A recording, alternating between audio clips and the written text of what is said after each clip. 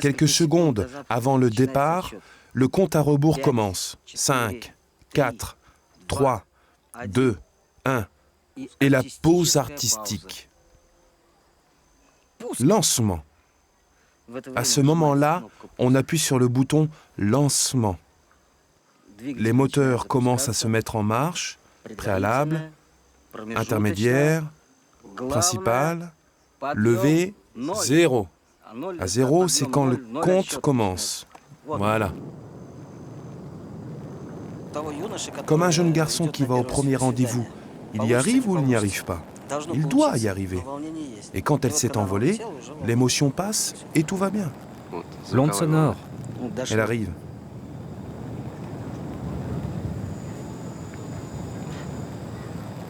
On peut vous féliciter? Félicitations pour le succès du lancement d'Ariane 5. Quand j'ai lancé pour la première fois en tant que directeur des lancements, j'avais 2 talkie-walkie dans les mains. J'avais mes petites mains qui tremblaient, mais il ne fallait pas le montrer. J'ai posé mes mains sur le bureau et je continuais à donner les ordres. 5, 4, 3, 2, 1, top. Allumage Vulcain. Allumage EAP, décollage.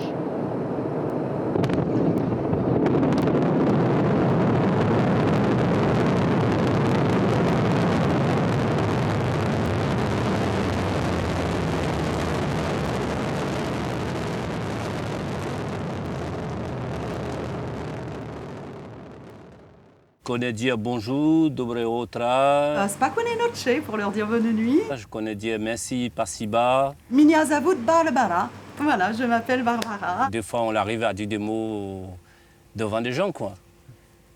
Mais ça ne veut pas dire qu'on parle. Sinon, bon, on parle avec les yeux, avec les mains, avec des sourires et on se comprend. Une nouvelle communauté s'installe en Guyane. Ses membres ne sont qu'une centaine, mais ils font beaucoup parler d'eux à Sinnamary, un paisible village de 3200 habitants. C'est bien la première fois que des Russes viennent vivre ici, en terre amazonienne. Avant d'arriver, la plupart d'entre eux ne savaient pas situer la Guyane sur une carte. Peut-être était-elle quelque part en Afrique, du côté de la Guinée. Alors quand ils arrivent en Amérique du Sud, la surprise est partout.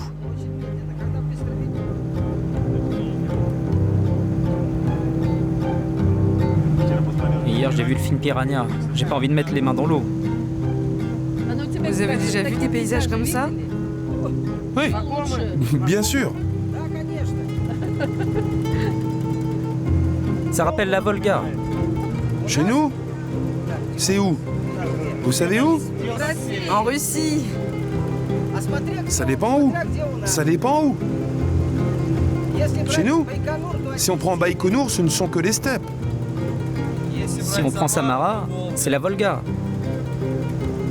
Si on prend Plesetsk, il n'y a que Des sapins des pins. et des ours. Le froid. Et les ours blancs. Non, des ours blancs, il n'y en a pas. Pour moi, tout est extraordinaire. Et les ibis, les colibris.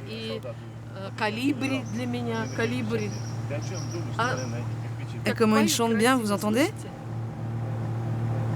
On s'arrête parce qu'il y avait des ibis dans le fond, là. Georges est piroguier à Sinnamary. Il s'applique à tenter de montrer les ibis rouges à ses passagers parce que même si ces touristes sont indisciplinés, les Russes ont une place à part dans son cœur.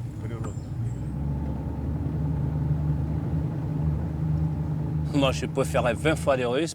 Ils sont contents et ce sont des gens qui sont vraiment pas difficiles. Alors moi, je suis très content d'eux. Et ils sont vraiment très très gentils. Par contre, il ne faut pas plonger. Ah, mais je vous avais prévenu, j'ai dit, il n'y a pas beaucoup de fond. Si vous plongez, vous ne remontez pas. Et ils sont vraiment très très gentils et costauds parce que c'est des mecs, je ne vais pas dire c'est des alcooliques, et c'est des gens qui boivent. Le lendemain, ils sont en pleine forme pour aller au boulot. Je n'ai jamais vu ça. Parce que moi, je bois un verre de vin, je suis par terre, je n'ai pour 3 jours pour être tranquille. Qu'eux, ils peuvent boire, il n'y a pas de problème. Le lendemain, impeccable. Ils partent au boulot sans aucun problème.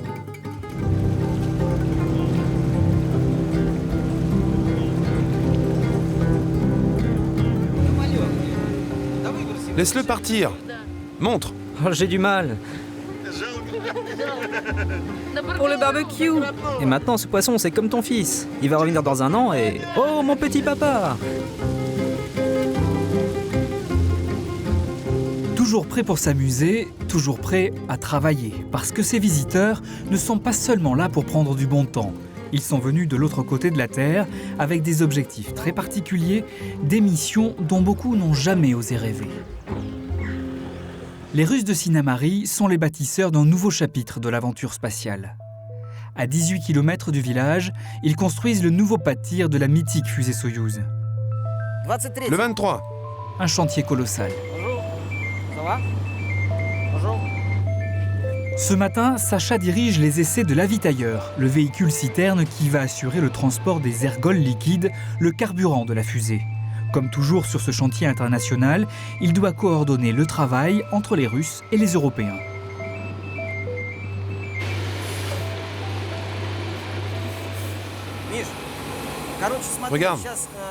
Regarde Maxime. Il faut se mettre de l'autre côté quand on va appuyer sur la pédale.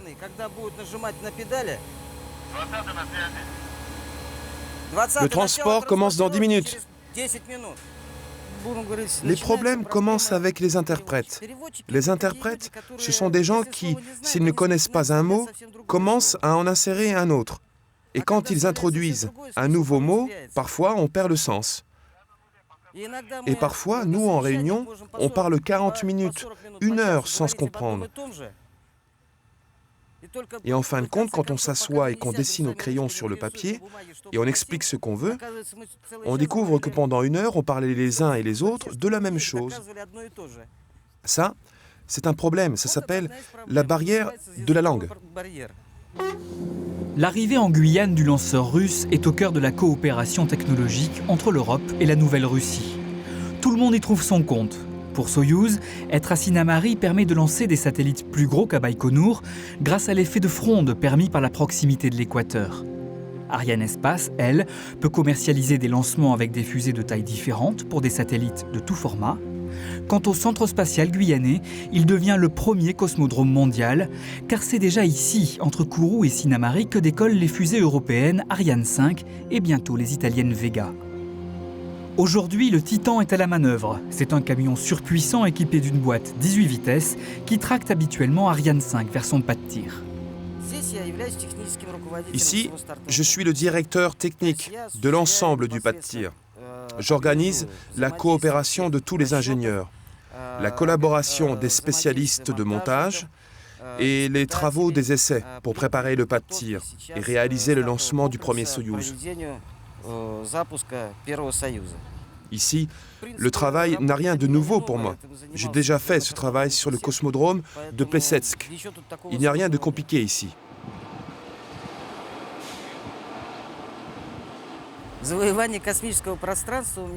La conquête spatiale a commencé pour moi en 85, quand j'étais tout jeune. Je suis arrivé au pas de tir pour travailler les calculs sur le cosmodrome de Plesetsk. Tout était tout nouveau pour moi là-bas. C'était intéressant. Mais tout ce qu'on a appris, c'était pas tout à fait la même chose. Dans tous les cas, l'objectif était de se former. Il fallait apprendre comment travailler avec la documentation, travailler avec l'équipement, apprendre à gérer les équipes aussi. C'était très important. Le cosmodrome de Plesetsk, c'est la deuxième base spatiale russe. Alors que Baïkonour au Kazakhstan est dédié aux vols commerciaux et habités, Plesetsk, dans le Grand Nord près de la mer Blanche, est une base exclusivement militaire. Sacha y a travaillé pendant 25 ans. Revenu à la vie civile, il a intégré les rangs d'une société privée qui venait de décrocher le contrat pour la construction des infrastructures sol du nouveau pas de tir en Guyane.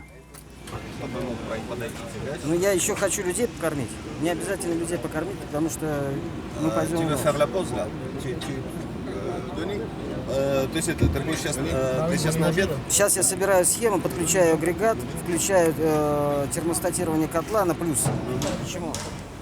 Почему? C'est de la musique. C'est intéressant quand tout bouge, la connexion marche, quand on a la livraison des gaz, quand on a le composant qui arrive. C'est la vie du pas de tir qui commence. Il faut apprendre à le faire marcher, ce pas de tir, pour qu'il fonctionne normalement et pour qu'il soit prêt à accepter le lanceur. La fusée ne partira pas sans lui. Cette mise en musique a commencé avec l'accord des gouvernements russes et français en novembre 2003. C'est alors le début de ces travaux titanesques. Défrichage, terrassement, création de pistes, drainage, remblai avec l'apport d'1 million de mètres cubes en provenance de carrières spécialement créées pour le chantier. Ensuite, à partir de 2006, ce furent les travaux d'infrastructure, avec l'aménagement des réseaux et des niveaux souterrains, mais aussi le creusement du Carnot, ce trou de 28 mètres de profondeur destiné à l'évacuation des fumées lors du lancement de la fusée. Jusqu'à 500 personnes ont travaillé sur l'aménagement du site avant l'arrivée des Russes, mi-2008, chargés eux d'élever la zone de lancement proprement dite.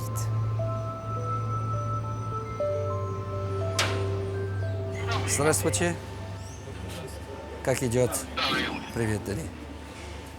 Все хорошо?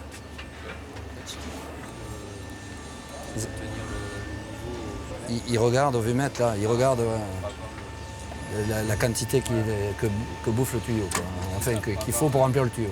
Jean-Claude Garot est français. C'est un des rares ingénieurs parfaitement bilingues et pour cause, il travaille la moitié de l'année à Baïkonour. À Sinnamary, il sera le COELS, le chef des opérations de lancement. Il suit l'avancée d'un chantier encore plus complexe que prévu, parce que faire travailler des hommes ensemble, c'est une chose, mais mélanger des technologies et des normes russes et françaises, c'en est une autre. C'est ça qui est passionnant en fait. Si c'était simple, on n'aurait pas fait appel à nous, on n'aurait pas fait appel à des ingénieurs, on aurait fait appel à n'importe qui. Donc c'est ça qui fait que le métier est passionnant aussi. C'est comprendre où on risque de se faire avoir, se faire brûler, c'est-à-dire où le problème risque de naître, essayer de désamorcer le problème avant qu'il n'apparaisse. Le projet est tellement immense. Il y a des interfaces principales qui ont été définies, mais il y a des interfaces secondaires où on se dit de toute façon ça va fatalement marcher parce que c'est tellement simple. Et puis finalement, non. Il y a des petits soucis.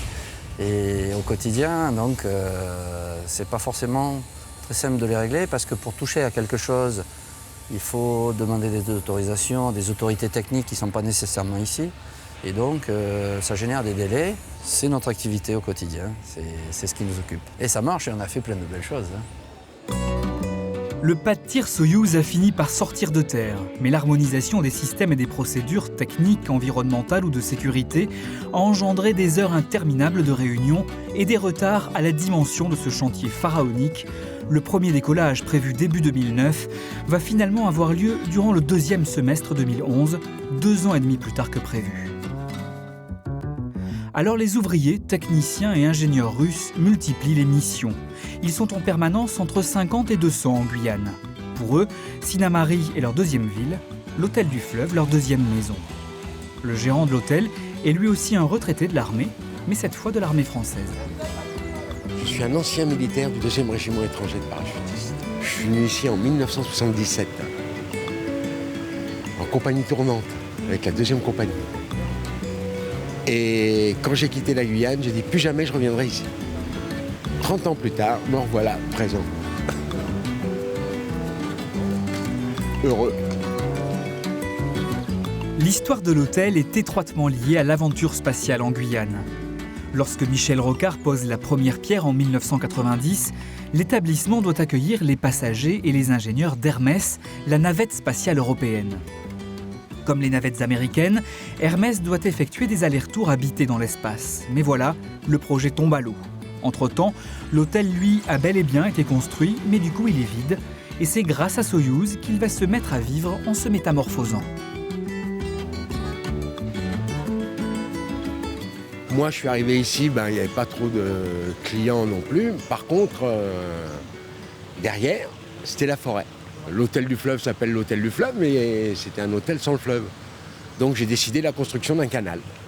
Pendant 15 jours, au coupe-coupe, on a fait un layon de 10 mètres de large pour arriver jusqu'au fleuve, pour savoir si on était bien sur des sols stables et durs.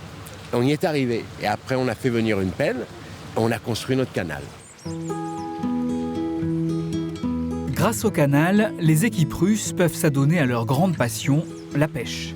D'autant qu'un carbet et une terrasse sur le fleuve ont aussi vu le jour. L'hôtel a bien changé, avec aussi la création d'une salle de cinéma, d'un mini-golf, de bungalows, avec l'idée d'accueillir, après le départ des ouvriers et des techniciens, les dizaines d'ingénieurs qui assureront plusieurs fois par an les lancements de Soyouz. Ils sont arrivés en plein mois de juillet, on arrivait vers la fin de la saison des pluies et le début de la saison sèche. On s'est dit, attention messieurs, vous allez voir. Et en fin de compte, pouf, ça s'est super bien passé. Ils étaient à la piscine, torse nu, le soleil, ça ne les dérangeait pas et tout. Et ce qui nous a étonné beaucoup, c'est de la façon dont ils boivent. Parce que quand on dit qu'un Russe boit, un Russe boit. Non, c'est vrai. Mais par contre, ils ne se sont pas habitués à notre rhum. Non, le rhum, non, ça ne les a pas trop forts ou le goût pas assez. Ils sont restés à la vodka et à la bière. Certains pêcheurs ingénieux ont aussi essayé de perpétuer quelques traditions culinaires russes. Ils ont fabriqué de quoi fumer les poissons pêchés dans la rivière. On dit que 1000 espèces vivent dans les eaux des fleuves amazoniens. La Neva ou la Volga n'ont qu'à bien se tenir. La fumée, ça veut dire que ça commence à boucaner, c'est ça? Oui, ça commence. Ça emmagasine la fumée. Oui, il y a une bonne odeur. Et sans oxygène, ça va couver.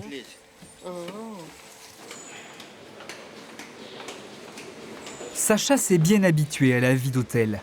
La chambre 141, c'est chez lui. Mais même s'il peut suivre l'actualité de son pays grâce aux chaînes de télévision russes disponibles, ses proches sont loin. Sa famille, après avoir longtemps vécu à Plesetsk dans le Grand Nord, a déménagé à Moscou, d'où sa femme et sa fille l'appellent quotidiennement.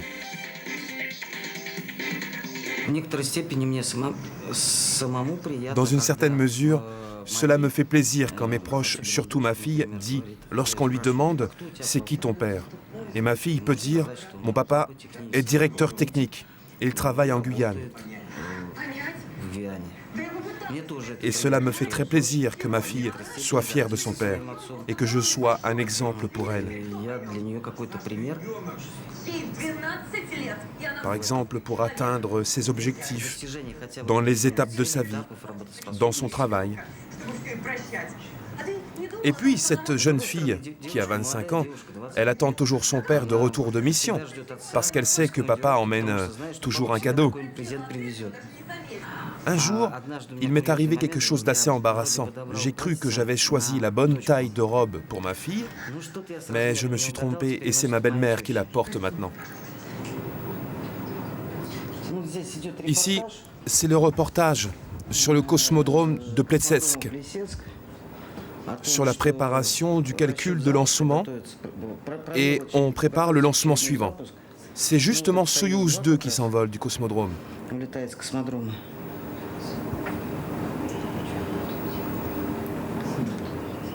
Bien sûr, c'est impressionnant. Mais pour moi, ce qui est nouveau, c'est la Guyane. Combien de lancements avez-vous vu dans votre vie? Plus de 400. Et j'en ai dirigé 35 en tant que directeur du lancement. C'est moi qui dirigeais directement les lancements. Et les autres, j'ai participé en tant que responsable des calculs. C'est quoi toutes ces médailles? Ah, j'ai beaucoup de médailles différentes. Il y a des médailles honoraires, des médailles d'ordre 1, 2. Mais en fait, ce n'est pas tout. Il manque ici une petite étoile sur les épaulettes. Bien sûr, j'en suis fier, vous pensez? C'est toute ma jeunesse qui est passée dans les bottes.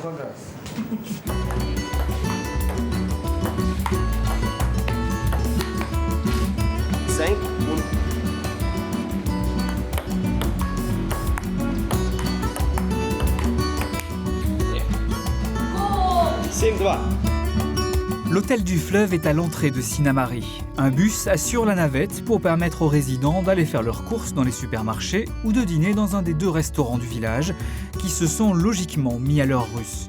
Barbara a même traduit la carte de son thé Cafrine pour satisfaire sa clientèle. J'ai débarqué en Guyane il y a 3 ans à peu près. Je suis originaire de l'île de la Réunion. Je suis arrivée ici parce que j'ai suivi mon époux, tout simplement. Donc j'ai ouvert ce restaurant et les Russes étaient là, donc nous avons commencé ensemble. Je suis couverte de cadeaux. Alors là, ici, vous avez des matrioshkas, par exemple, des poupées. Vous avez tout ce que vous voyez ici derrière moi, des petites choses ici, donc accrochées dans ma salle, des belles assiettes décorées.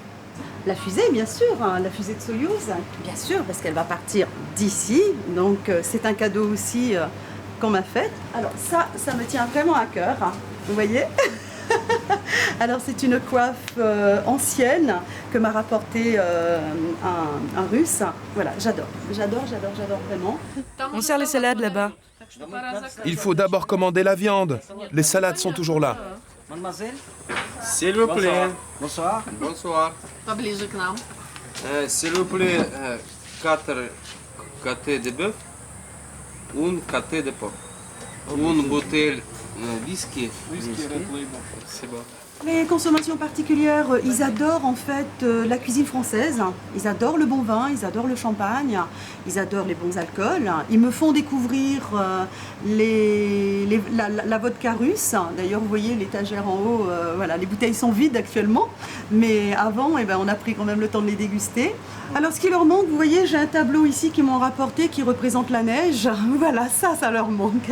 Il y a des moments où ils ont vraiment très très chaud et voilà, ils sont en manque de neige, de fraîcheur. La famille aussi manque, bien sûr.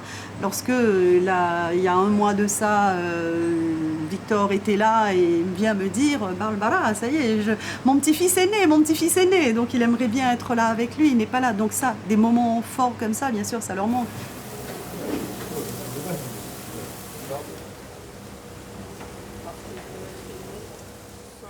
J'ai spécialement gardé 3 petites betteraves au frigo. Et à une grande occasion, je couperai ces petites betteraves et je ferai un bon borsch russe. Ma femme aujourd'hui m'a dit qu'elle avait préparé un beshparmak. C'est un plat kazakh. J'en avais l'eau à la bouche. 2 ou 3 mois après notre arrivée en 2008, il n'y avait jamais de soupe à manger. Et les gens commençaient à... Faire grève. Oui, faire grève. Se révolter. Ils commençaient à réclamer une cuisinière russe. Alors Sébastien m'a demandé de préparer du borsch. Alors j'ai commandé du porc pour le borsch et tout ce qu'il fallait. Du porc, du chou, de la betterave, des tomates, des oignons, des carottes et des herbes. Et des patates? Des patates, oui. Et Sébastien a tout acheté. Tout le monde a mangé avec un si bon appétit qu'ils demandaient tous du rap 2 ou 3 fois. Je peux partager ma recette avec toi? Non. Chacun a sa recette. Il faudrait mieux que vous prépariez le borsch chacun votre tour. «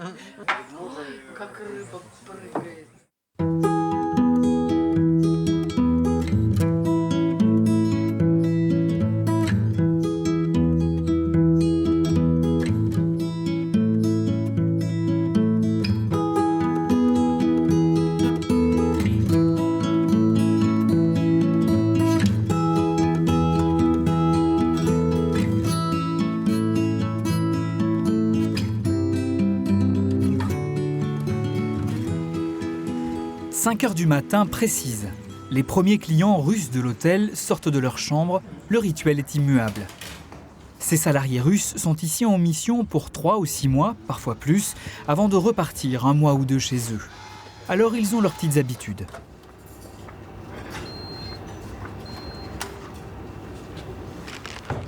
À 5 heures du matin pile, nos amis russes descendent et prennent, j'allais dire un petit déjeuner, non, un gros petit déjeuner, d'accord.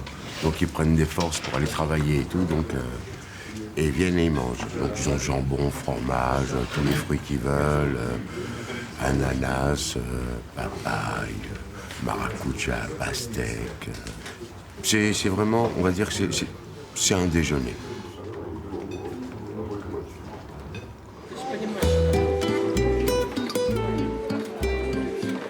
Tout le monde se retrouve dans le hall pour attendre le bus qui va dès 6 heures les amener sur le chantier Soyouz. Juste le temps d'échanger quelques banalités et les derniers cancans dont bruisse la petite communauté d'expatriés.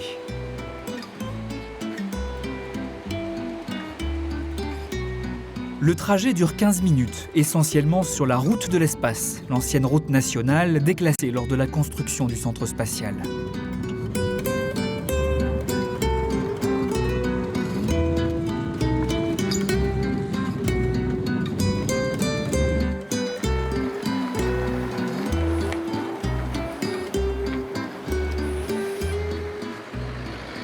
Arrivé à l'ELS, l'ensemble de lancement Soyouz, chacun rejoint son poste à un endroit précis de la base en construction. Vladislav, lui, a le privilège de travailler derrière ses murs, au cœur de l'ELS, dans le MIC. C'est un des bâtiments sensibles de la base. Les portes sont scellées et ce sont les gendarmes qui assurent la sécurité du centre spatial qui ouvrent la porte aux visiteurs. L'entrée au personnel non russe est logiquement soumise à restriction, car c'est dans ce bâtiment que sont assemblées les fusées.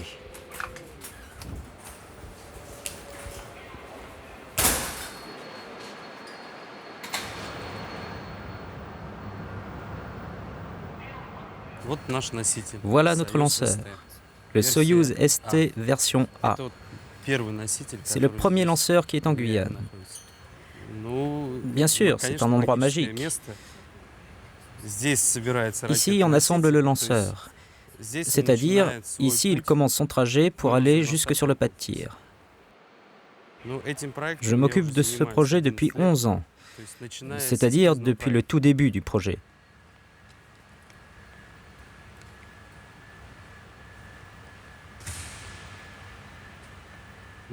C'est un lanceur de classe moyenne. Par rapport à Ariane, il est plus petit.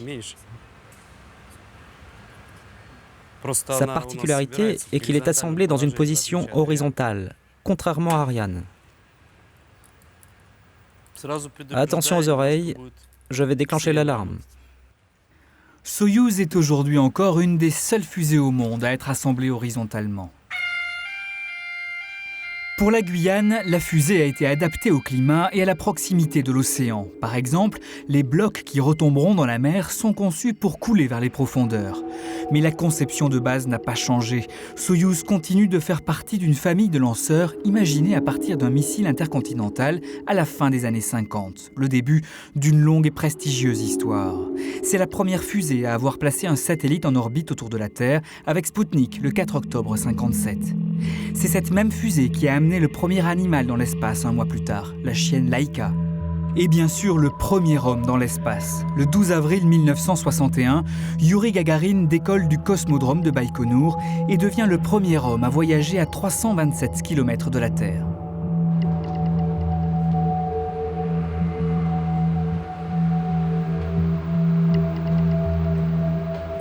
À partir de cette plateforme, on a une belle vue. On peut voir tout le dispositif de réglage et le lanceur. Je suis né après le lancement de Gagarine. Et à l'école, on nous a raconté qui il était. Et on organisait une fête le 12 avril, tous les ans. Et à l'université, nous avons continué de fêter ce jour-là. Ici aussi, on continue de fêter le 12 avril.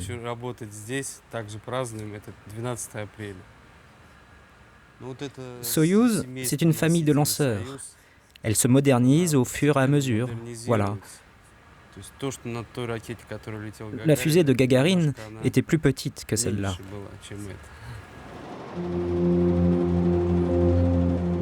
Depuis le début de l'aventure, Soyouz est fabriquée à Samara, l'énorme ville industrielle à 850 km au sud-est de Moscou. Et rien n'a changé depuis l'époque soviétique. L'organisation Soyouz est encore unique au monde, avec des lanceurs dont les pièces sont conçues puis assemblées presque comme sur une chaîne de fabrication automobile. Des images comme celle-ci faisaient frémir l'Occident durant la guerre froide. C'était la preuve que l'URSS pouvait assembler très rapidement autant de lanceurs civils, mais aussi d'engins militaires qu'elle le souhaitait. D'ailleurs, Soyouz signifie « union » en russe, comme « Union soviétique ». Une chose est tout de même bien différente depuis l'effondrement de l'URSS. La cadence de fabrication. Il est fini le temps où une Soyouz pouvait décoller tous les 3 jours de Baïkonour ou de Plesetsk. La fusée de Sinnamary quitte donc Samara en pièces détachées avant d'accomplir un incroyable périple. Elle passe par Moscou et Saint-Pétersbourg, où elle embarque direction le port de Kourou Sinamari. Avant d'être assemblée par les équipes dirigées par Vladislav, Soyouz passe des semaines sur les voies ferrées, en bateau et sur les routes, pour finalement accomplir une mission d'à peine quelques minutes dans l'espace. Sur la fusée, on trouve les logos des entreprises qui participent à ce projet. On aura aussi le symbole de la ville de Sinamari, puisque les habitants de Sinamari considèrent que la fusée Soyouz est la leur. Venez, je vais vous montrer une petite fenêtre d'où on peut voir comment le lanceur sera transporté jusqu'au pas de tir. La distance à partir des portes jusqu'au pas de tir est de 625 mètres. Cette machine jaune est la maquette de transport du lanceur. On l'utilise pendant toute la phase des essais. La fusée est emmenée sur cet engin, par voie ferrée, jusqu'au pas de tir. Ensuite, la fusée passe à travers le portique mobile de service, elle est installée dans le système de lancement, et ensuite, le portique mobile vient recouvrir le lanceur avec le système de lancement.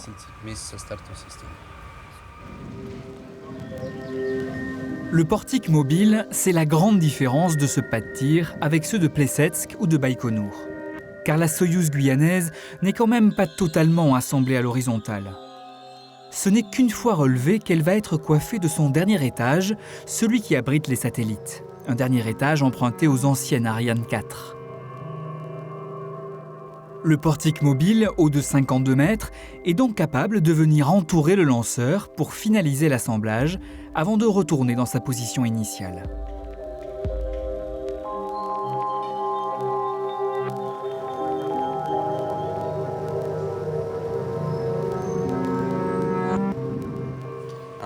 Mon objectif pour aujourd'hui, c'est d'effectuer le maintien technique hebdomadaire.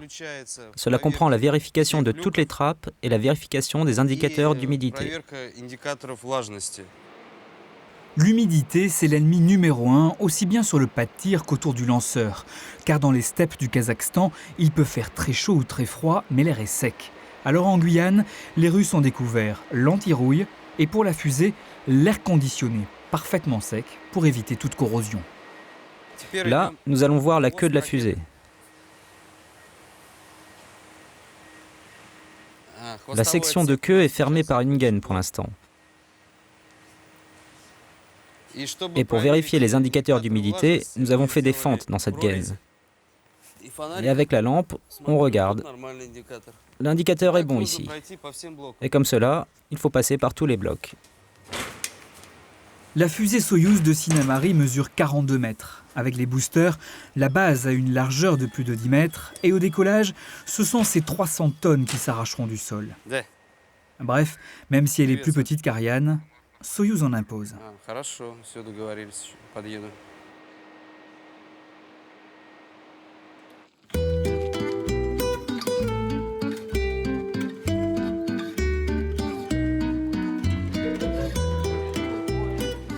Au final, c'est une douce routine qui s'installe pour ces expatriés loin de leurs repères.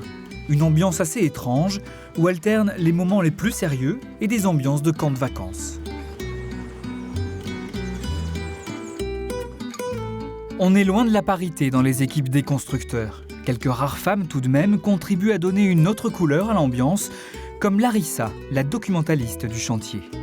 Chaque journée passée en Guyane est de nature à l'émerveiller. Alors je ne sais pas si vous y étiez le 23 février cette année. Non, on n'y était pas. Ah, vous n'étiez pas là? C'est chez Barbara sûrement. Oui, c'est chez Barbara. Et Barbara, on lui a offert le calot. Ça c'est Baranov. Il est en train de faire un toast à l'occasion de la fête des hommes. Une bonne photo sur fond de drapeau. Oui, c'est un drapeau français. Quel drapeau français? C'est le drapeau russe. C'est pas le drapeau français. Et le drapeau français se distingue du drapeau russe par... Les couleurs sont verticales. Ah, verticales, oui. Quand tu arrives pour la première fois, pendant les 3 ou 4 premières semaines, voire plus, tu te trouves tout simplement dans un état inhabituel. Comme sur une autre planète. Oui, comme sur notre planète. Ensuite, quand tu arrives pour la 3e fois, 4e fois, tu te sens déjà plus calme. Tu ne te jettes plus sur ces araignées pour les voir, pour les prendre en photo. C'est normal. Oh, une mygale. Ok, c'est normal. La nature, bien sûr, ça nous a étonnés. La jungle, les palmiers, le soleil brûlant, voilà, et l'océan déchaîné. Pour nous, bien sûr, l'Atlantique, on ne l'avait jamais vu quand même, n'est-ce pas les garçons? Oui, c'est pour ça, c'est très intéressant. Maintenant, on l'a vu, mais on ne s'est pas encore baigné dedans. Toutes les excursions possibles, on les a toutes faites tout de suite. On a été à Kourou, Cayenne, à Saint-Laurent, Saint-Joseph. Messieurs, on assiste à un événement historique. Notre jeune femme Larissa vient d'attraper un silure énorme. C'est notre principal pêcheur. C'est lui qui a attrapé le poisson, le silure. Il m'a donné la corde, le crochet, et moi je tirais. Ça n'a pas l'air facile de le tenir. Je le tenais, mais pour mon bras, c'était limite, tu comprends? Je sais pas, il faisait 5 ou 6 kilos. Oui, bien sûr. On l'a préparé, on l'a fait cuire en ragoût. Je me souviens plus, mais c'était bon. C'est vrai que nos impressions de la Guyane sont très fortes et très bonnes. Mais je voudrais vous dire que vous auriez les mêmes sentiments si vous étiez en Russie.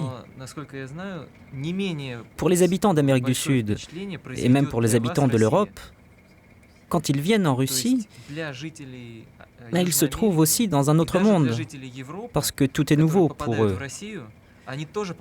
Tout est inconnu.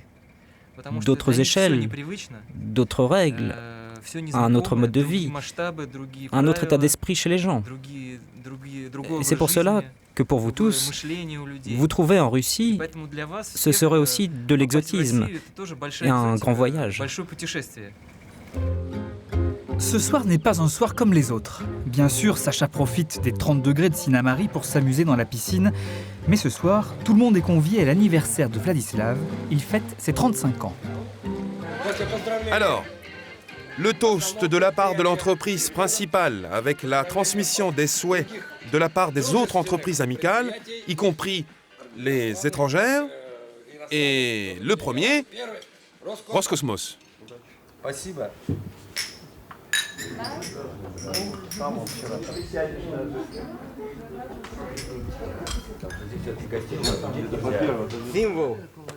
Vlad, c'est pour toi, le symbole de la continuité de l'affaire qui a commencé il y a 50 ans. Voilà. Et tu dois apprendre, vu ton âge. Voilà ton Talmud, toute notre industrie spatiale, avec toutes ses structures, ses entreprises, les dates mémorables et historiques. Et dans une semaine, un terreau. Beaucoup de succès. Je voudrais demander pour notre héros du jour.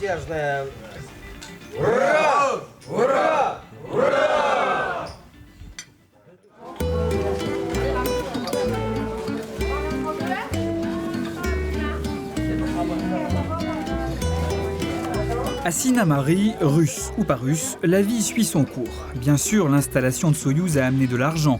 Quelques subventions des agences spatiales ont déjà permis des réalisations, une belle halle pour le marché, des aménagements dans la ville et même une piscine municipale. Pour autant, contrairement à ce que craignaient certains, les Russes sont loin d'avoir totalement bouleversé le paisible village.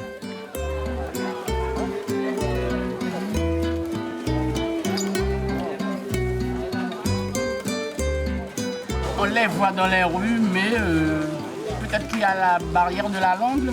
Je ne sais pas.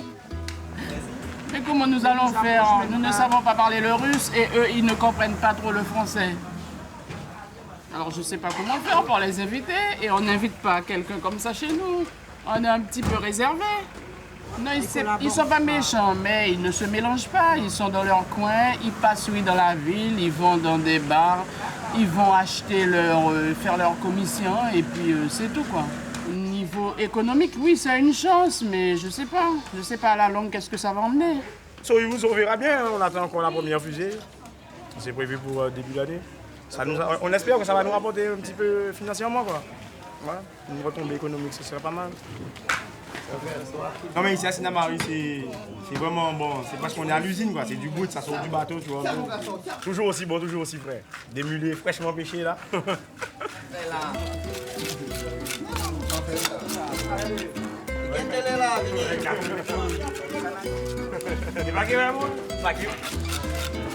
Non. Évidemment, l'aventure spatiale a posé sa marque un peu partout. On trouve des petites Soyouz dans tout le village. À l'office de tourisme, à la mairie et même dans la rue, à côté de la jolie case de Madame Jérémy, un souvenir de carnaval. Le comité carnavalesque avait mis en thème la fusée Soyouz. Et on a trouvé bon de faire cette fusée pour pavoiser, comme on dit, déguiser dans les rues de Sinamari avec notre fusée. Et l'arrivée de Soyouz, c'est vrai qu'on s'est posé beaucoup de questions. On s'est dit déjà que le pas de tir est très près. Est-ce qu'il n'y aura pas des dommages au niveau des... je ne sais pas. Donc c'est vrai que... Et puis quelque part, on se dit peut-être que c'est une bonne chose aussi, mais seul l'avenir ne le dira. Moi j'ai peur. Moi j'ai peur. Le jour qu'il y aura le tir, je ne serai pas à Sinamari, je partirai. Je ne sais pas encore, hein. Même si je serais vivant. Parce que c'est trop près, j'ai peur. On nous a enlevé de mal nourri pour dire que c'était trop près de Kourou. Et là, regardez la distance entre Sinamari et Soyouz. C'est encore plus près, 2 fois plus près. Non, il ne faut pas avoir peur. La technologie aujourd'hui, c'est bien maîtrisé quand même, non? Ouais, le spatial, je pense que non, il ne faut pas avoir peur.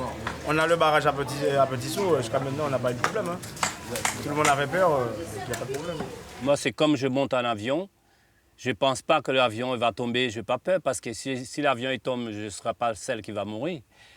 Il y aura plein de gens, et je ne vais pas forcément... si ça arrive, ça arrive. C'est comme on prend la pirogue, et puis la pirogue est coulée, et ce n'est pas forcément celui qui ne sait pas nager qui va mourir. Nous allons prier, oui. Surtout quand les Russes vont préparer le lancement de leur Soyouz. On va prier, c'est sûr. Le père Hugo veille sur la paisible communauté catholique et plus largement chrétienne de Sinamari. Il y a beaucoup de confessions différentes dans le village. Et depuis peu, il y a donc aussi des chrétiens orthodoxes. J'ai trouvé une paroisse classique très, très agréable. On se sent vraiment dans une famille. Avec tout le village, soit croyant, soit non-croyant, pratiquant, non-pratiquant, vraiment on se sent en famille. Les jeunes ici, à partir de 14 ans, ils partent, ils ne restent pas à Sinamari parce que d'abord, il n'y a pas de lycée et en plus, après, il n'y a pas de travail pour eux. J'espère que peut-être quelques-uns resteront. Et que c'est grâce à cette base spatiale. Je me souviens de la chanson qu'on chantait dans le camp du Komsomol.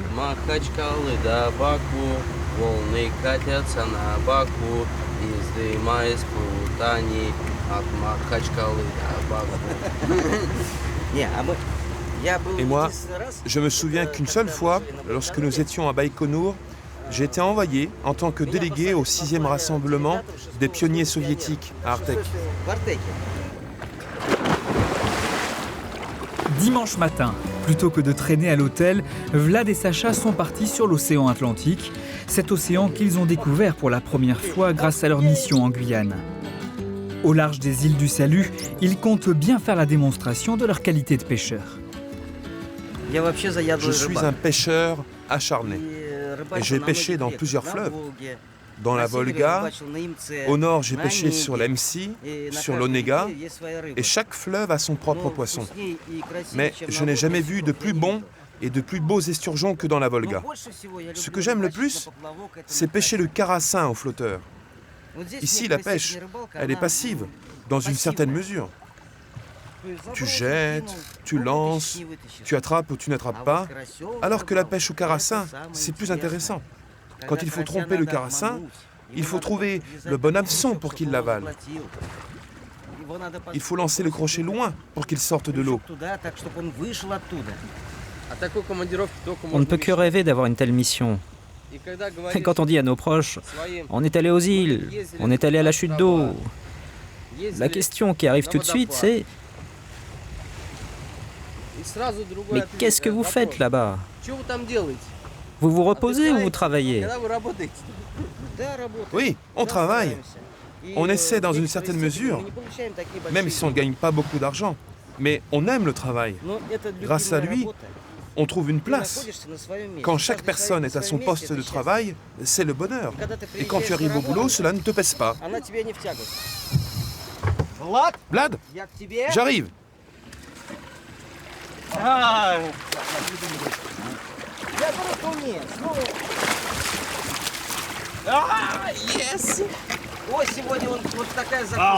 Aujourd'hui, on aura un bon hors-d'œuvre, un thon.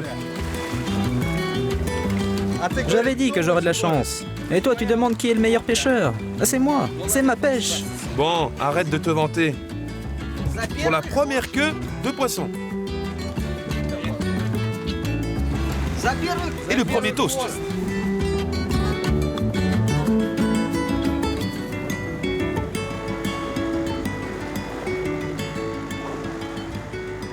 Qu'ils sachent profiter ou non des avantages de ces missions, rien ne fait oublier aux Russes de Sinnamary les raisons de leur présence en Guyane. Pour certains, ces divertissements sont surtout l'occasion d'évacuer la pression, comme pour Sacha, qui dirige 130 techniciens de tous corps de métier et qui doit rendre compte quasi quotidiennement à Moscou. Ici sera placé le lanceur. Ici sont les locaux de la préparation de l'équipement technologique. Là, la pièce où se situe l'instrument. Là se situent les manches de ravitaillement et là l'équipement pour faire les essais et les têtes de jonction. En fonction du temps qu'on a pour faire les essais ou les travaux, ils communiquent entre eux et organisent le travail entre eux. Il ne me reste qu'à contrôler. Et vérifier. C'est le plan et le planning de tout le pas de tir Soyouz. Ici, le travail, c'est la rédaction des papiers, des actes, des documents finaux, tout le travail de documentation. Et sur le terrain, c'est le travail avec la ferraille. Les deux cultures, techniques et bureaucratiques, russes et françaises, ont donc eu bien du mal à se rencontrer. Heureusement que l'amitié et la chaleur humaine sont venues enrober les retards et les nombreuses incompréhensions qui auraient pu faire de l'expérience un échec, noyé dans les paperasses. On doit absolument respecter la loi française, et donc tout écrire. Cette documentation concerne le côté russe. Il y a encore le côté européen. Ce qui veut dire que nous faisons le double de travail. On fait nos documents, et ensuite on rédige les documents pour le côté européen. Voilà la différence avec Baïkonour. Ici, il faut faire 2 séries de documents. Et bien sûr, ils sont différents. La documentation russe est plus complète. Et la documentation européenne, elle, est moins volumineuse. Il n'y a que les points essentiels.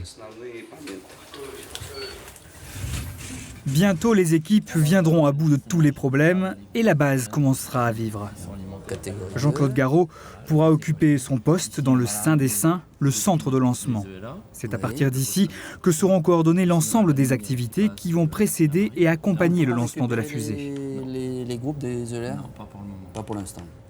Au sommet de cette organisation, Jean-Claude Garot, le COEL, le chef français des opérations de lancement, se verra adjoindre le Kols, son homologue russe. Il continue. Là, tu vois, je vois qu'ici, j'ai pas la coupure et mon onduleur, il continue à fonctionner. D'accord. Cette boîte se trouve entre le COEL, qui sera ici, et le Kols. Et cette boîte permet d'avoir le contrôle sur la chronologie finale de lancement. Donc, elle permet de faire croire au monde extérieur qu'on est prêt alors qu'on ne l'est pas. Mais c'est une façon aussi de tenir les autres prêts, et puis on l'annonce au dernier moment. Et elle permet également de choisir l'instant de lancement.